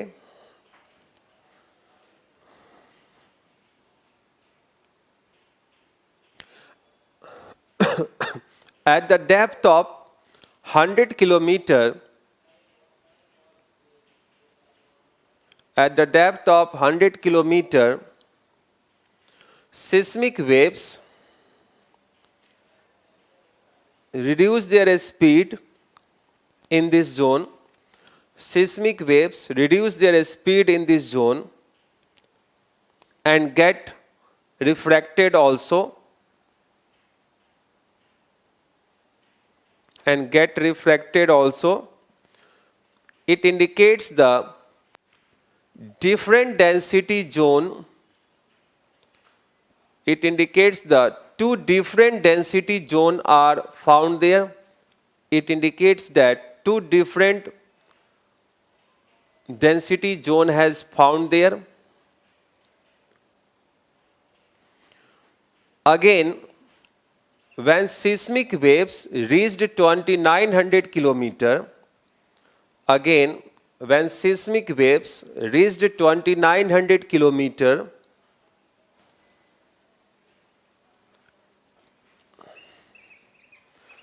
S waves disappears at this zone. S waves disappears at this zone. It indicates that materials of this zone are in a liquid or a molten state. It indicates that materials are found in this zone are in a liquid or molten state.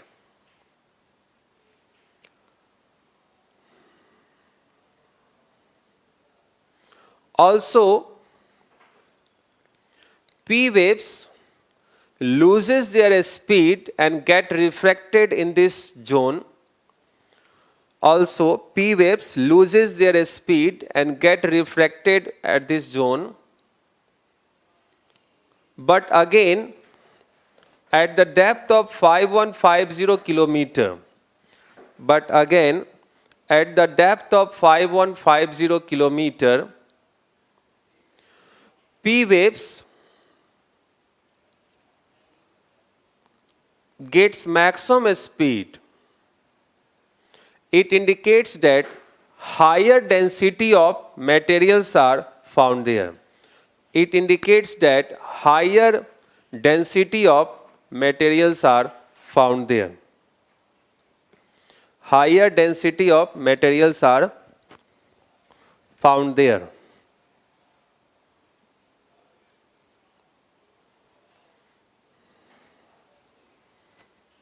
ठीक है. So, on the basis of seismic waves, so on the basis of seismic waves,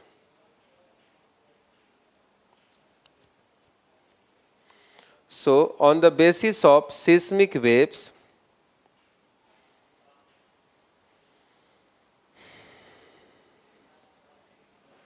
internal structure of earth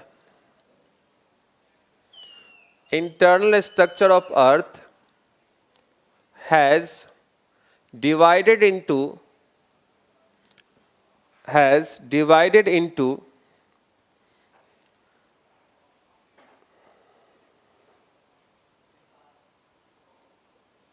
three zones. Divided into three zones. Divided into three zones.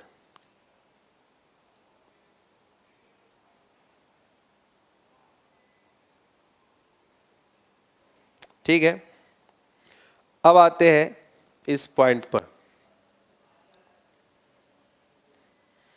इस figure को आप बनाएंगे depth kilometre में. ये 0 कर देना है. 30, ये रहा आपका 100, 200, 700, 2900, 5150,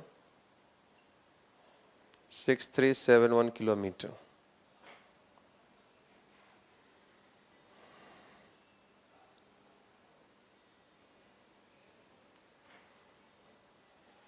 ये हो गया crust.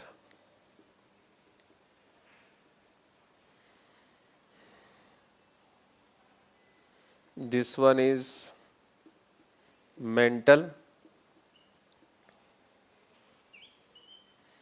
and here it is core.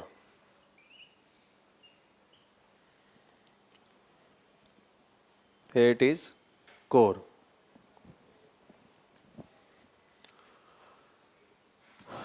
ये आपने 3 लेयर यहां पर दिखाए, क्रस्ट, मेंटल और कोर। निचले भाग में अगर हम लोग देखें तो डेंसिटी है 13.6, जबकि ऊपरी भाग में डेंसिटी होती है 2.7 और 2.9, ये बताया था।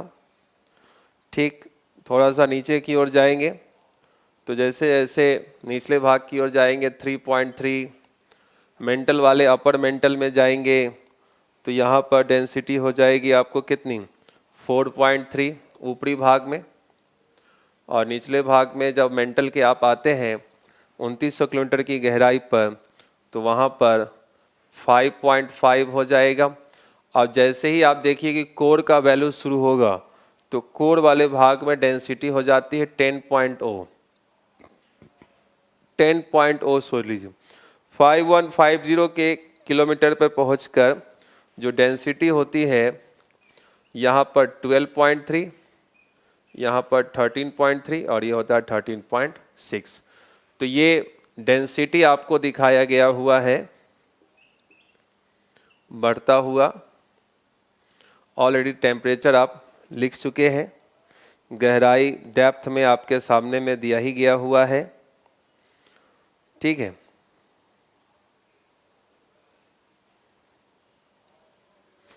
देन ये जो भाग आप दिखा रहे हैं 100 से 200 किलोमीटर, ये भी अलग से हम लोग लिख के रखेंगे। मोस्टली यहाँ से जो क्वेश्चंस बनते हैं वो प्रीलिम्स के क्वेश्चंस बनते हैं। मेंस में अगर एक क्वेश्चन बनेगा तो जो मैंने पॉइंट लिखवाए हैं कि किस आधार पर इसके डिविजन्स किए गए हुए हैं, तो वही आप यूज़ कर पाएंगे। ठीक है, then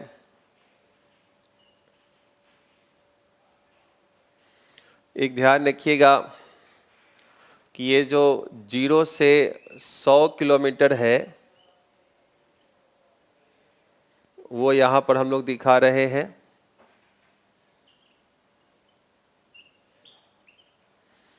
this is so called lithosphere.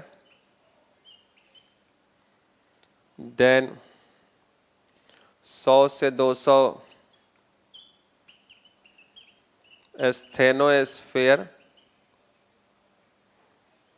Then 2900 kilometre और 6371, ये है पायरोस्फीयर।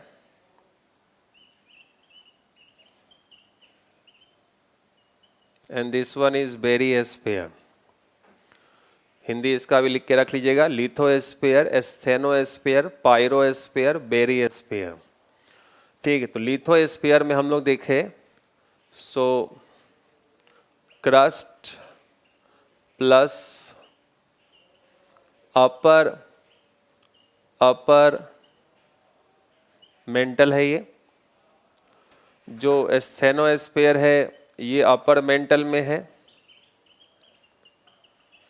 जो पायरोस्फीयर है ये टोटल मेंटल दिखाएंगे। जो बेरियोस्फीयर है वो आपको हो जाता है कोर। ये भी लिख के रखिएगा।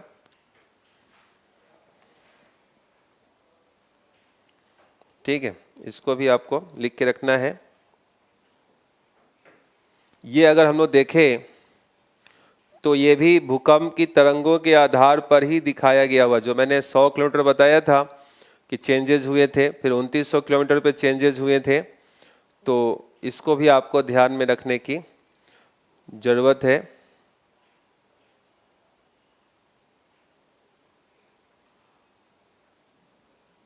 ठीक है,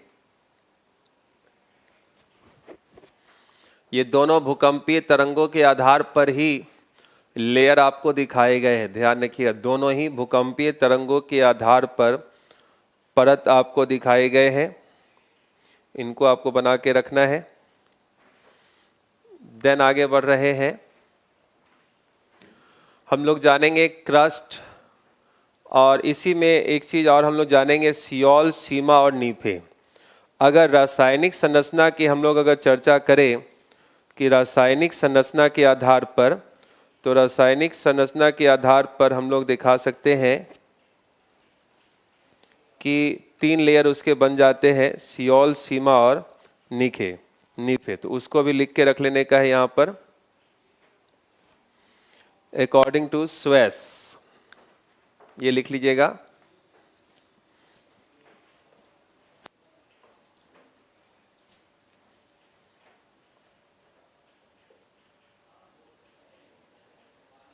स्वेस के अनुसार,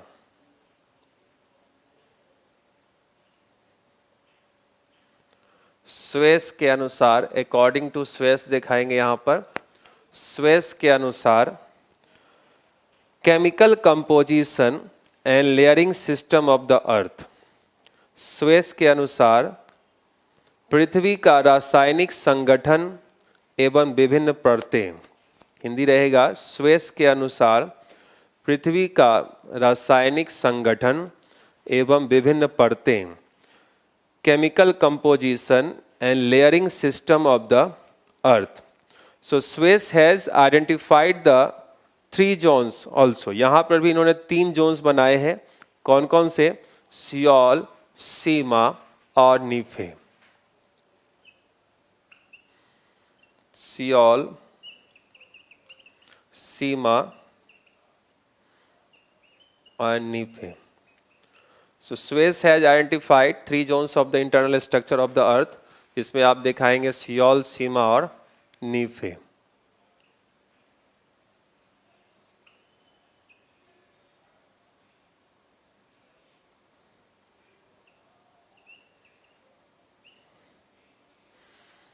सियोल, सीमा और नीफे। सियोल में जैसा कि आप जान रहे हैं, सिलिका प्लस एल्युमिनियम। ठीक, ये ग्रेनाइटिक चट्टानों से बना हुआ, 1-2 पॉइंट लिख लेते हैं। सियोल में located just below the outer sedimentary cover is composed of granites. Sial का पॉइंट रहेगा located just below the outer sedimentary cover is composed of granites.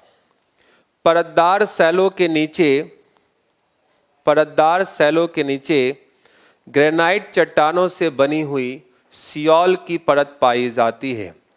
परतदार चट्टानों से नीचे ग्रेनाइट चट्टानों से बनी हुई सियोल की परत पाई जाती है। इस परत की रचना सिलिका तथा एल्युमिनियम से हुई है। इस परत की रचना सिलिका तथा एल्युमिनियम से हुई है। डेंसिटी आप इसकी दिखा सकते हैं 2.9। सियोल की डेंसिटी आप इसकी दिखाएंगे 2.9। औसत घनत्व है इसका। महाद्वीपों की रचना इसी सियोल से मानी जाती है। महाद्वीपों की रचना इसी सियोल से हुई मानी जाती है। ठीक है, इंग्लिश में लिख के इसका कंप्लीट कर लेंगे। Continents have been formed by sialic layer. Continents have been formed by sialic layer. Average density आपने 2.9 लिखा ही दिया है। ठीक, आइए sima. It is located just below the sialic layer और sial layer. It is located just below the sialic layer. ठीक है, सियोल के नीचे दूसरी परत सीमा की है। इसकी रचना बसाल्ट आग्नेय शैलों से हुई है। इसकी रचना बसाल्ट आग्नेय शैलों से हुई है। It is composed of basalt. It is composed of basalt. इसमें सिलिका तथा मैग्नीशियम की प्रधानता होती है. इसमें सिलिका तथा मैग्नीशियम की प्रधानता होती है. डेंसिटी है 2.9 से 4.7.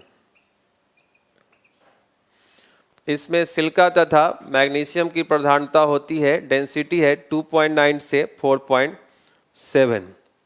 देन आएंगे हम लोग एक पॉइंट सीमा के बाद में, दैट वुड बी नीफे. देन जो पॉइंट है नीफे, ठीक है. सीमा में बेसिकली क्षारीय पदार्थ ज़्यादा होते हैं. एबंडेंस ऑफ बेसिक मैटर लिख के भी रख सकते हैं कि इसमें क्षारीय पदार्थ अधिक पाए जाते हैं. There is abundance of basic matter, ठीक है. देन आते हैं नीफे पर. It is located just below the Seema layer and it is composed of nickel and ferrium. It is composed of nickel and ferrium. This layer is made of heavy metals which are responsible for very high density of this layer. This layer is made of heavy metals which are responsible for very high density of this layer. सीमा की परत के नीचे पृथ्वी की तीसरी तथा अंतिम परत पाई जाती है जिसे नीफे कहते हैं. सीमा की परत के नीचे पृथ्वी की तीसरी तथा अंतिम परत पाई जाती है जिसे नीफे कहते हैं. इसकी रचना निकल तथा फेरियम से मिलकर हुई है. फेरियम समझ में आ रहा है ना, फेरस से फेरियम. इसकी रचना निकेल तथा फेरियम से मिलकर हुई है. यह परत कठोर धातुओं से बना है, इस कारण इसका घनत्व अधिक होता है. इस कारण इसका घनत्व अधिक होता है, ठीक है. देन पृथ्वी के कोर में लोहे की उपस्थिति से ही पृथ्वी में चुंबकीय शक्ति है.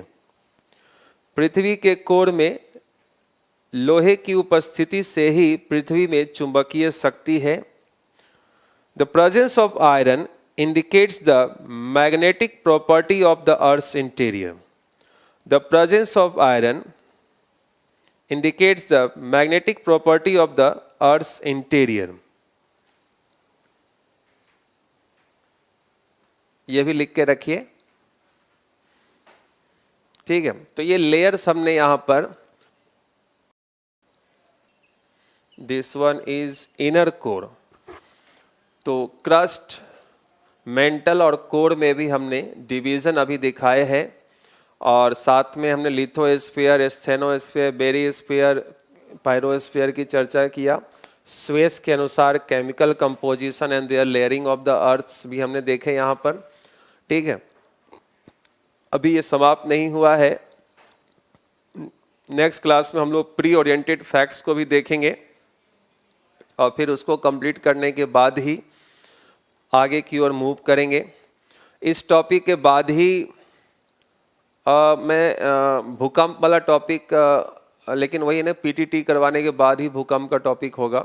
चलो कोई ना, भूकंप का टॉपिक अलग से करवाऊंगा मैं, उसके लिए परेशान नहीं होना है. वो तो यहाँ पर जैसे आएगा क्वेश्चन आपको कि पृथ्वी की आंतरिक संरचना के बारे में कैसे जानकारी प्राप्त होती, तो आप दिखाएंगे कि पृथ्वी की आंतरिक संरचना के बारे में अप्राकृतिक स्रोत, प्राकृतिक स्रोत, इन सब से जानकारी प्राप्त होती है.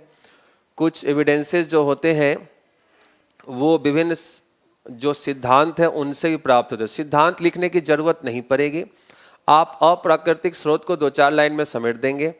देन आएंगे सीधे PSL तरंगों को थोड़ा दिखाएंगे और देन आप सीधे आ जाएंगे कि पृथ्वी की गहराई के साथ साथ जब हम 100 किलोमीटर की डिस्टेंस पर पहुंचते हैं तो भूकंपीय तरंगों की गति और दिशा में परिवर्तन हो जाते हैं.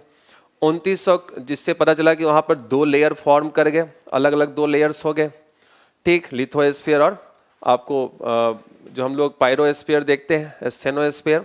देन अगेन 2900 किलोमीटर के बाद में वहाँ पर एस तरंगे गायब हो गई, मतलब कि पृथ्वी का जो आंतरिक भाग है वो लिक्विड है। और फिर 5150 पर पी तरंगों की गति बढ़ गई मतलब कि गति बढ़ेगी तभी जब डेंसिटी और ज़्यादा अधिक होगी और कठोर होगी। तो इस तरह करते हुए हम लोग पृथ्वी के आंतरिक भाग के बारे में जानकारी प्रदान कर पाते हैं। ठीक है, सो आज इतना ही रखते हैं और नेक्स्ट क्लास में इसको हम लोग फिनिश करेंगे और देन कुछ अदर चैप्टर लेकर भी आगे हम लोग चलें। तो जियोमॉर्फोलॉजी के पार्ट को सबसे पहले ख़त्म करेंगे और कल मुलाकात होती है। तब तक के लिए नमस्कार, धन्यवाद।